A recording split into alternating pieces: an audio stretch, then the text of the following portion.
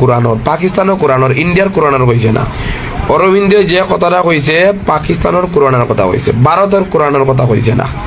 কেন বা তোমরা ভারত মায়ের সন্তান, তোমরা তো ভারতের তো মুসলিম নানি ফৌজাইন ইসলাম বলে কইছে পাকিস্তানের বলে কোরআনও বলে গালি দিছে আর ইন্ডিয়ার কোরআন না। আমি তোর একটা জিনিস কইতাম চাই, Pakistan India Bangladesh all over ওয়ার্ল্ডও আমরা একজনটি মানি, আমরা আল্লাহ। আর কোরআন ওই কিতাবও আমরা এখানটু মানি। এখান হি পার্ট আর এই পার্টে কোনো বেসবেস কিচ্ছু নাই, বুঝেছেন।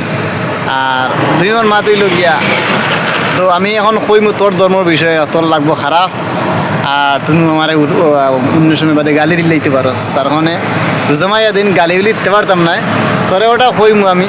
সকালে উঠে 2 চামচ করে 2বার খাওয়ার আগে, আর রাত্রে ঘুমাইবার আগে 2 চামচ করে 2বার খাওয়ার পরে। গোবর খাইতে আর মুখ খাইতে, কারণ তোর মুখ হয়ে গেছে গুফরুল লাখান। কিতাব কিতা জিনিস না, কিতাব খারে কয়। কিতাব হইল গিয়া এক কিতাব যাতে সৃষ্টি হয়েছে ওখান থাকি, কিতাব খারে কয়। তুন তোর কিতাব চিনস না, আর কিতাব তোর ওখান যদি চিনি পাইলি দুজন অন্য ধর্মের কিতাবের দিয়ে তুমি তোর চললে না। মানে কিতাব হইল এখান, ওখান থেকে দুনিয়া সৃষ্টি হয়। আর আমরা কোরআন থেকে দুনিয়া সৃষ্টি হয়েছে, বুঝেছেন। এখানে ওয়াল ওভার ওয়ার্ল্ড সারায় মানুষ ওখান।